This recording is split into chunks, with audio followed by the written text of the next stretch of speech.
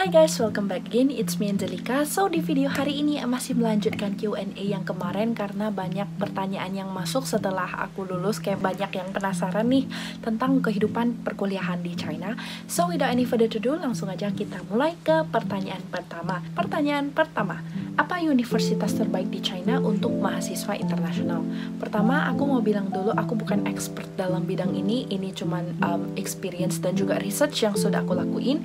Sebenarnya teman-teman juga pada tahu kalau misalnya sesuai ranking top dunia itu kayak Peking, kemudian juga Tsinghua University, Shanghai Jiao Tong University, Zhejiang University, banyak universitas China yang memang sudah masuk top dunia. Dan ini ada beberapa yang sudah aku lakuin research, semoga bisa berguna untuk teman-teman. Yang pertama itu Tsinghua University, ini tuh yang lokasinya ada di Beijing, terkenal dalam bidang teknik dan juga ilmu komputer. Yang kedua itu ada Peking University, dia juga di Beijing, unggul dalam bidang humaniora dan juga ilmu sosial. Yang ketiga itu Fudan University, ini tuh ada di Shanghai, dikenal dalam bidang seni liberal dan juga hubungan internasional. Yang keempat, Zhejiang University, ini itu terletak di Hangzhou, kuat dalam bidang pertanian dan juga bisnis. Berikutnya adalah Shanghai Jiao Tong University, ini tuh lokasinya di Shanghai, menonjol dalam bidang pendidikan teknik dan juga bisnis. Kemudian ada USTC, ini tuh di Hefei Anhui, fokus pada penelitian di bidang sains dan juga teknologi. Kemudian ada Nanjing University di kota Nanjing, Jiangsu, unggul dalam ilmu pengetahuan alam dan humaniora. Kemudian ada Wuhan University, ini tuh terletak di Wuhan, dikenal atas penelitiannya di bidang ilmu sosial dan juga teknik. Berikutnya ada Sun Yat-sen, berbasis di Guangzhou, Guangdong, kuat dalam studi kedokteran dan juga bisnis. Dan yang terakhir adalah Hwa-Chong University of Science and Technology, terletak di Wuhan, fokus pada teknik dan juga teknologi. Nah, teman-teman sebenarnya bisa melakukan research lebih lanjut ya. Ini tuh beberapa yang udah aku lakuin research dan memang terkenal gitu dalam bidangnya. Pertanyaan berikutnya adalah bagaimana cara membangun jaringan profesional selama kuliah di China? Menurut aku yang pertama itu pastinya ikut webinar atau seminar, karena webinar baik dalam luar negeri maupun dalam negeri itu bakalan bikin networking kamu itu luas gitu loh guys. Misalnya kalian ketemu yang di luar negeri, ya of course berarti membuka peluang di luar negeri kan. Kalau misalnya yang di dalam negeri ya misalnya untuk networking kalian ke depannya, entah di future bisa aja mereka jadi teman atau teammate kamu, atau bahkan hezuopan bisa juga kan. Jadi kita nggak bakalan tahu orang itu kapan, so be good to everyone. Kemudian yang kedua itu pastinya kegiatan networking itu apa aja bisa, baik dalam olahraga, pendidikan, sains. Kalau menurut aku yang paling gampang sebenarnya olahraga ya. Kadang kalau kita lagi olahraga kebetulan dapet teman atau dapet istilahnya orang yang nggak dikenal yang punya skills or like hobi yang sama, itu kayak it's nice gitu guys. Kalian pasti punya banyak hal yang bisa diceritakan bareng. Dan yang paling terakhir adalah magang di perusahaan. Nah, menurut aku magang ini membuka kesempatan yang luas banget. It's just like you learn about new stuff, terus kamu digaji juga, terus kamu mengerjakan sesuai dengan apa yang kamu sudah pelajari gitu.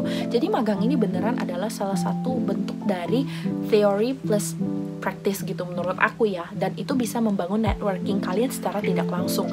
Kalian komunikasi sama orang jadi kenal kalian, orang itu merasa kamu punya value or skills, mereka akan undang kamu, which is yang secara tidak langsung akan membangun jaringan profesional kamu di China. Dan gak hanya soal China, menurut aku networking di mana aja itu oke guys, karena networking to add your skills and to add your value. Berikutnya adalah apakah mahasiswa Indonesia memiliki komunitas di China? Of course guys, kalau misalnya nggak ada komunitas kalian akan die karena kalian tidak ada friend. Nggak guys, bercanda. Ya pastinya ada banyak banget komunitas yang ada yang bisa kalian lihat. Misalnya kayak dulu pas aku di Beijing, namanya Permit Beijing, itu aku pernah jadi secretary 2 tahun. Dan di sana aku merasa aku belajar banyak banget, which is dari bikin proposal, dari sampai peluncuran acara. Bahkan waktu itu pas masa pandemi ya guys, jadi itu kasih sebuah tantangan tersendiri menurut aku. But kita jadi belajar gitu cara overcome challenge-nya, kayak bagaimana misalnya kalau ada tiba-tiba suatu hal yang buruk terjadi, itu kita harus bagaimana.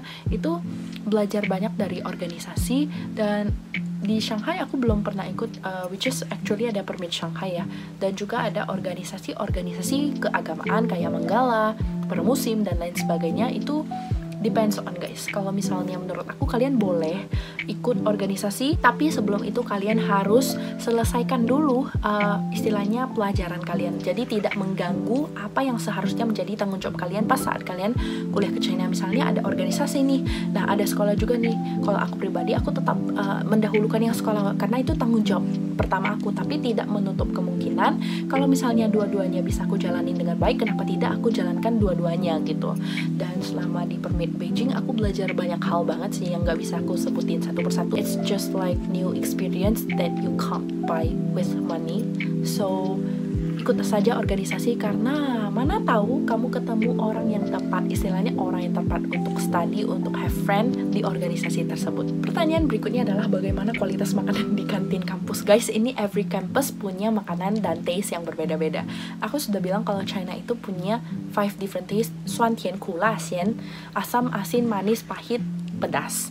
So di China itu kalian harus lihat, misalnya kalau kalian suka pedas, mungkin kalian cocok makanan Sichuan, makanan Chengdu, makanan Chongqing, itu makanan pedas. Kalau misalnya kalian suka yang sweet, itu Shanghai. Nah kalau misalnya makan di China itu cocok-cocokan deh guys.